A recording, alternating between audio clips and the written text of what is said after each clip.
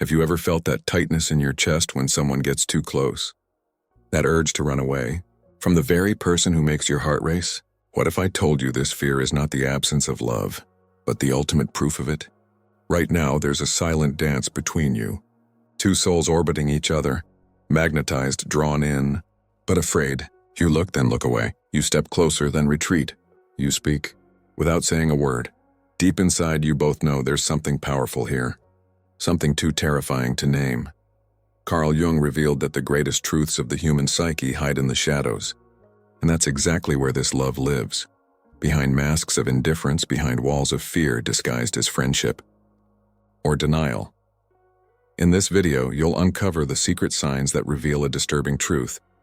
You already love each other, but you're both too terrified to admit it. The silence that screams between you. There's a particular kind of quiet that fills the space between two people who are scared to love each other. It's not the comfortable silence of old friends or the awkward pause of strangers. It's something else entirely. This silence carries weight, tension, unspoken words that pile up like stones in your chest. You both feel it, thick and heavy, pressing down on every interaction. When you're together, conversations stop mid-sentence for no apparent reason. You lose your train of thought when their eyes meet yours. Words that seemed so clear in your head suddenly vanish the moment you try to speak them. This isn't nervousness in the typical sense. Jung understood that our unconscious mind speaks loudest when our conscious mind goes blank. What you can't say reveals more than what you do say. The pauses stretch longer than they should. 5 seconds becomes 10, 10 becomes 20. Neither of you rushes to fill the empty space because somewhere deep down, you both know that words might shatter whatever fragile thing exists between you. Speaking the truth feels too dangerous, so you stay suspended in that loaded quiet, hearts racing, both terrified that the other might break the spell or worse, that they might not. But here's what makes this silence so revealing: it's never truly empty. Your minds are screaming during those quiet moments. 1,000 thoughts flood through you both. Should I say something? Do they feel this too? What if I'm wrong? What if I'm right? The internal chaos contrasts sharply with the external stillness, creating an almost unbearable tension that somehow feels more intimate than any words could be. You start noticing how often these silences happen. During a casual coffee, suddenly neither of you can think of what to say next. Walking side by side, the conversation dies and neither reaches for a new topic. Even in group settings, there are moments when everyone else fades away and you're both caught in this wordless space together, aware only of each other's presence. The silence becomes a language of its own. You communicate through what isn't said, a deep breath that says everything, a shift in posture that speaks volumes. The way they look away tells you more than any confession. These moments of quiet connection bypass all the defenses you've both carefully constructed. They slip past the walls and touch something raw and unprotected inside. What's happening is that your shadow selves are meeting in that silence. Jung taught that the shadow contains all the parts of ourselves we're afraid to acknowledge. Your love lives there in that rejected, feared space. When words fail, the shadow emerges. That's when you're most authentic, most vulnerable, most real with each other. The silence strips away all pretense. You might catch yourself holding your breath during these moments. Time seems to slow down or speed up, you can't tell which. Reality feels slightly tilted. This disorientation happens because you're touching something profound that your rational mind can't quite process. The unconscious recognizes what the conscious mind refuses to admit. The fear shows up in how you both react after these silent moments. One of you will suddenly make a joke, breaking the tension with forced laughter. Or you'll both start talking at once, words tumbling over each other in a rush to return to safety. Sometimes you'll find excuses to leave shortly after, needing distance to recover from the intensity of that wordless connection. But the most telling part is how you both remember these moments. Days or weeks later, that particular silence will replay in your mind. You'll wonder what they were thinking, whether they felt it too. If you should have said something. These quiet moments haunt you precisely because they were so full of everything you're both too afraid to name. The distance that brings you closer. Something strange happens when two people are afraid to love each other. They create distance, but that distance only intensifies the connection. You'd think separation would weaken feelings, make them fade over time. Instead, the opposite occurs. Every attempt to pull away becomes another thread binding you together.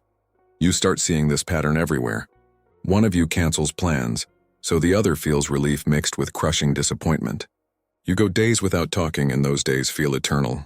The space between you grows, but so does the awareness of that space. You notice the absence more than you ever noticed the presence. Their missing from your life becomes louder than their being in it. This paradox reveals something crucial about how fear and love intertwine. Jung observed that we often move away from what we most desire when it threatens to transform us. Love demands change, vulnerability, the death of who you were before, so you protect yourself by creating distance, not realizing that this very protection proves the depth of what you feel. The physical distance manifests in obvious ways. You both suddenly become busy when the other suggests meeting. Plans fall through repeatedly for vague reasons. One of you moves to a different part of town, changes jobs, travels more. These aren't coincidences. They're unconscious strategies to avoid confronting what terrifies you both. But even in the same room, you create invisible barriers, sitting on opposite ends of the couch, always having another person between you in group settings, staying busy with your phone when you're together. These small distances feel safer than closeness, yet they require constant effort to maintain. You're both working hard to stay apart, which ironically means you're constantly focused on each other. What makes this distance so powerful is how it sharpens your awareness. When they're not around, you notice everything about their absence. The conversations feel incomplete without their perspective. Activities seem less interesting. You find yourself thinking about what they'd say about things you see or experience. They become a ghost companion in your daily life, present through their absence. Time apart doesn't decrease the intensity. It concentrates it. Every reunion becomes charged with all the accumulated feelings from the separation. Those first moments of seeing each other again carry an electric quality. Too much eye contact or not enough. Awkward hellos. A tension that everyone around you can feel but neither of you will acknowledge. You both develop elaborate justifications for the distance. You tell yourself you're too busy, too focused on other priorities, not interested in complicating things. They tell themselves similar stories. But deep down, past all the rational explanations, you both know the truth. You're scared. Terrified, actually. So you hide behind schedules, responsibilities, other relationships, anything that keeps you safely apart. The irony intensifies when you realize that maintaining distance requires you to constantly track where they are, what they're doing, when you might accidentally run into them. You're hyper-aware of their movements, their schedule, their life. This vigilant avoidance keeps them at the center of your attention. You're orbiting each other, never colliding but never truly separating either. Social media makes this dance even more complex. You can be physically distant while remaining digitally close, watching their stories without responding, seeing their posts but not liking them. This passive observation feels safer than actual interaction, yet it keeps you tethered. You know intimate details about their daily life while maintaining the illusion of distance. Sometimes one of you will test the waters, reaching out after a long silence. These moments feel monumental. A simple text message becomes weighted with significance. The response time matters. The word choice gets analyzed. Both of you are so careful, so measured because you both sense what hangs in the balance. What you're both missing is that the distance itself has become your relationship. The space between you is where you live together. This isn't absence of connection. It's a specific kind of connection built on longing, fear, and unspoken recognition. You're bound together by what you won't let happen, which creates its own profound intimacy. If you want to understand these patterns deeper and break free from the fear cycles that keep you stuck, check out the Jung Method. The link is pinned in the first comment. It'll help you navigate these complex emotions with clarity. Jealousy disguised as indifference. Watch what happens when someone else shows interest in them. Suddenly, that carefully maintained indifference cracks, your stomach tightens, your jaw clenches, but you'll smile and act supportive because admitting jealousy would mean admitting you care, and that's exactly what you're trying to avoid. The jealousy appears in unexpected moments. They mention going somewhere with someone new and your whole body reacts before your mind can catch up. You feel it in your chest, sharp and immediate, but your face stays neutral. You might even encourage them, say something like, "That sounds fun," while internally screaming.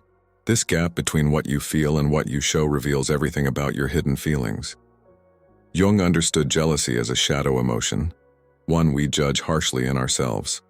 We think jealousy is petty, possessive, wrong, so when it surfaces, we shove it down quickly and cover it with opposite behaviors.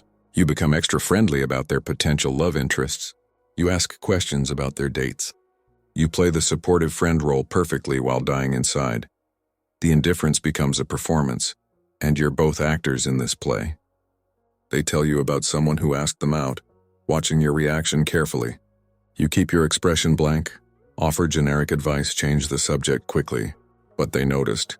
They saw that microsecond before you composed yourself, just like you notice when they do the same thing. This fake indifference shows up in your actions too. When you see them talking to someone attractive, you suddenly become very interested in your phone or start a loud conversation with whoever's nearby. You laugh too hard at jokes that aren't funny. You become animated in ways that feel forced.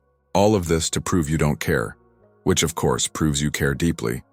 The jealousy gets especially intense with people they're actually dating. You can't help comparing yourself to these others. What do they have that you don't? You scrutinize their social media, torture yourself with photos of them together. But if anyone asked, you'd say you're happy for them. You might even believe your own lie, at least consciously. What's fascinating is how this pattern reveals the depth of feelings you're both hiding. Real indifference wouldn't require such effort. If you genuinely didn't care, their dating life wouldn't affect you. The fact that you need to perform not caring shows how much you actually do. The mask only exists because there's something underneath worth hiding. Sometimes the jealousy leaks out in passive-aggressive ways. Small comments that sound innocent but carry an edge. Forgetting to pass along messages from their romantic interests. Being unavailable when they want to talk about their relationship problems. These tiny acts of sabotage feel safer than honest jealousy because they're deniable. You both engage in strategic timing too, mentioning your own dates right after they mention theirs. Posting photos designed to provoke a reaction. These moves in your unspoken game serve to test each other, to see if the other person will show their hand. Neither wants to be the first to reveal real feelings, so you communicate through these jealous provocations instead. The most painful moments come when you have to watch them be happy with someone else. They're laughing at something this other person said, touching their arm casually, looking at them with warmth. Everything in you screams that should be me, but you sit there frozen behind your mask of indifference, dying silently while smiling externally. What you're both missing is that this jealousy is actually love trying to break through your defenses. Jung taught that our strongest reactions point to our deepest truths. The intensity of your jealousy, even when buried under layers of fake indifference, measures the depth of your real feelings. You can't be this jealous about someone you don't love. Your body doesn't lie even when your mouth does. Your words say one thing, but your body tells the complete truth. This disconnect between verbal and nonverbal communication becomes obvious to anyone watching you interact. You both claim to be just friends, but your bodies are having an entirely different conversation. The eyes give everything away first. You look at them when they're not watching, and they do the same to you. These stolen glances happen constantly. In a crowded room, your eyes search for them automatically. When they speak, your gaze lingers on their face longer than necessary. You memorize details without trying. How their eyes crinkle when they smile, the exact shade of their irises, the way their expression changes when they're thinking. Then there's the pupil dilation that happens unconsciously when you see each other. This physiological response is impossible to control. Your pupils expand when you look at something you desire, and anyone paying attention would notice how your eyes literally open wider in their presence. It's a primal response that bypasses all your carefully constructed defenses. Physical proximity tells its own story. Despite all your efforts to maintain distance, your bodies gravitate toward each other. In group settings, you end up standing next to them without planning it. You lean in when they talk, crossing into their personal space without realizing. They mirror your movements, shifting closer when you do. This dance happens below conscious awareness. Your bodies seeking closeness while your minds insist on separation. Touch becomes charged with meaning. The briefest contact sends electricity through you both. A hand on their shoulder lasting a second too long. Fingers brushing accidentally when passing something. These moments of physical contact feel amplified, hyper-real. You both notice and remember every single time you touch, no matter how casual or brief. Then there's the way you position your bodies in relation to each other. Feet pointing toward them even when you're talking to someone else. Torso angled in their direction. Shoulders squared to face them fully. These subtle orientations happen automatically. Your body expressing what your mouth refuses to say. The tension shows physically too. Muscles tighten when they enter a room. Breath becomes shallow during conversations. Heart rate increases noticeably in their presence. You might feel lightheaded or flushed. These physiological responses are fear and attraction mixed together, your body reacting to the threat and promise they represent. Mirroring happens constantly between you. They cross their arms, you cross yours. You lean back, they lean back. This unconscious mimicry signals deep connection and rapport. Couples in love mirror each other naturally, and you both do this while insisting you're not involved.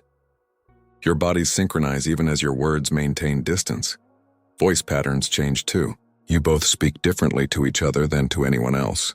Softer tones, more careful word choice, longer pauses. The pitch might rise or fall. Speaking speed adjusts. These vocal shifts happen automatically. Another way your body betrays what you're trying to hide. Nervous habits multiply in each other's presence. Playing with hair, adjusting clothing, fidgeting with objects. These self-soothing behaviors indicate stress and excitement mixed together. You're both anxious around each other because the stakes feel so high, even when nothing is openly acknowledged. The most revealing physical sign is how you both react to separation. Walking away from each other requires effort. You slow down, look back, find reasons to return for one more comment. Your bodies resist the distance your minds insist on maintaining. Breaking apart feels physically difficult, like fighting gravity. Breathing patterns synchronize when you're close. This happens with people who feel deeply connected.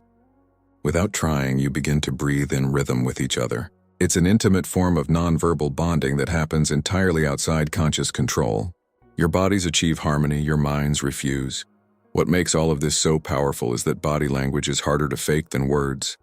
You can control what you say, but you can't control your pupil dilation, your unconscious mirroring, your physiological stress responses.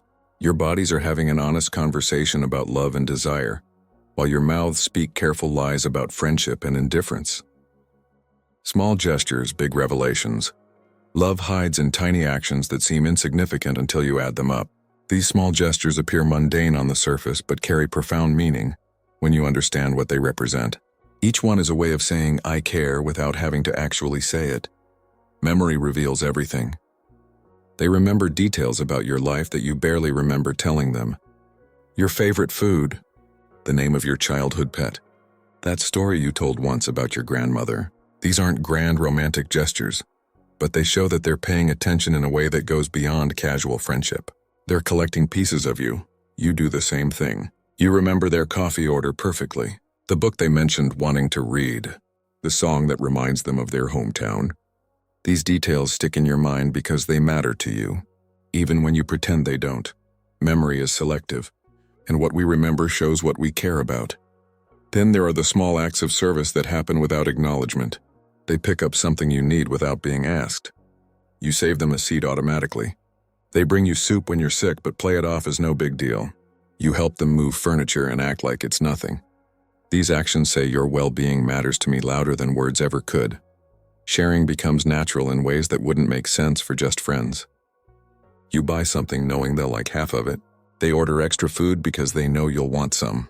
This automatic inclusion of each other in small decisions reflects how intertwined your lives have become, even while you both maintain your separate. Protection instincts emerge in subtle ways, guiding them away from a curb, checking that they got home safely, warning them about someone who seems untrustworthy. These protective impulses are primal and reveal deeper feelings. We instinctively protect what matters to us. You both do this thing where you save stuff for each other. A funny meme, an interesting article, a random thought throughout the day. You collect these moments specifically to share with them, which means they're present in your mind even when they're absent in person. They live in your head rent-free, as the saying goes. Priority shifts happen quietly but significantly.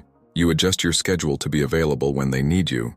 They cancel other plans when you're going through something difficult. These choices reveal who takes precedence in your life, even when you haven't openly acknowledged their importance. The way you both speak about each other to others tells the truth. You light up when someone mentions their name. They bring you up in conversations where you're not relevant. You both find ways to work each other into stories and discussions. This constant referencing shows how much mental space you each occupy in the other's mind.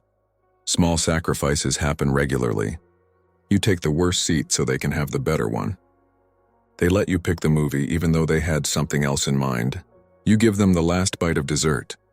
They let you have the parking spot.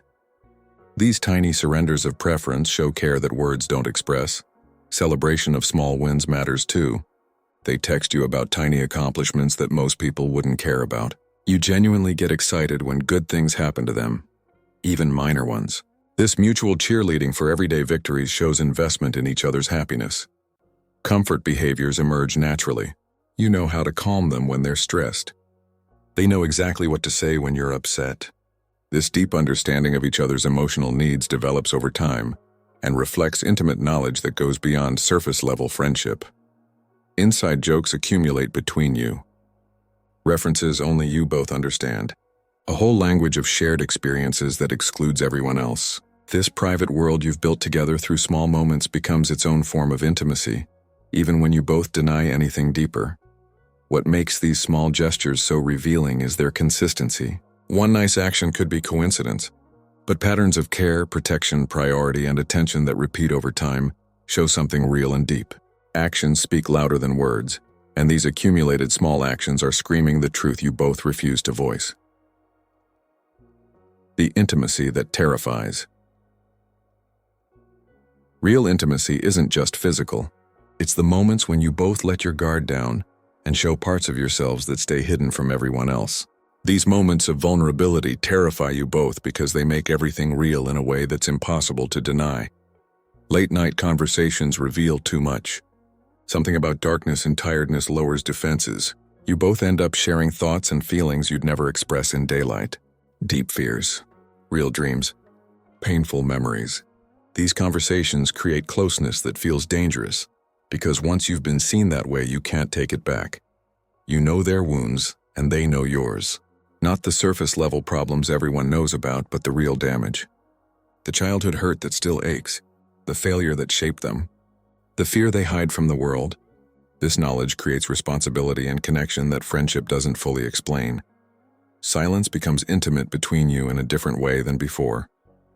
Not the loaded silence from earlier, but comfortable quiet where you can just exist together without performing.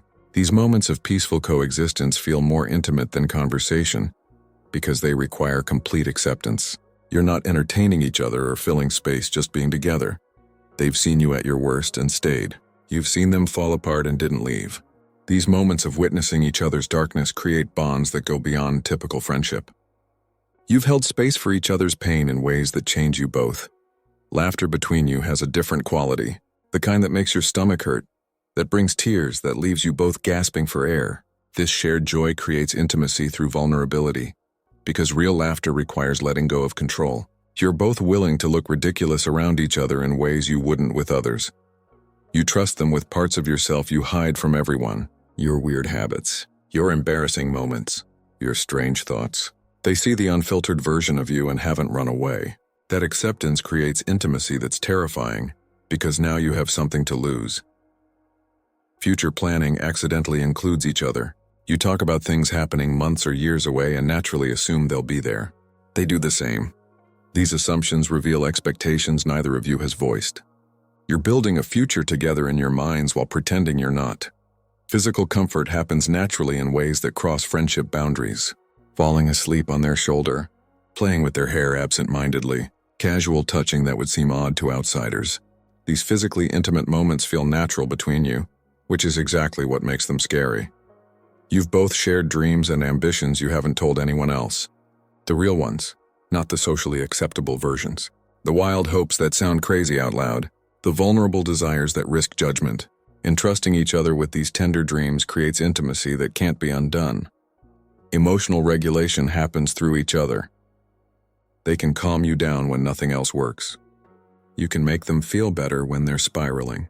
This deep influence over each other's emotional states indicates significant attachment. You've become part of each other's emotional support system in ways that suggest dependence. The scariest part is how well you understand each other without explanation. A look across the room communicates complete thoughts. You know what they need before they ask. They sense your mood shifts before you name them.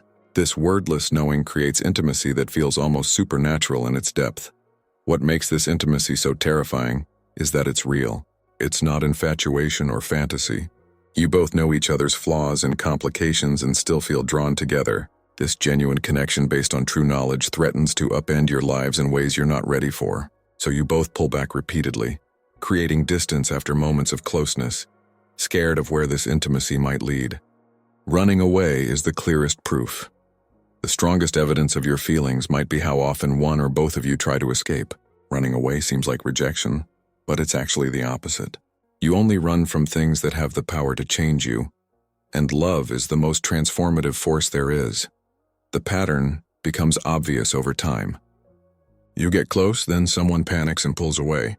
They open up emotionally, then disappear for weeks. You have an amazing time together.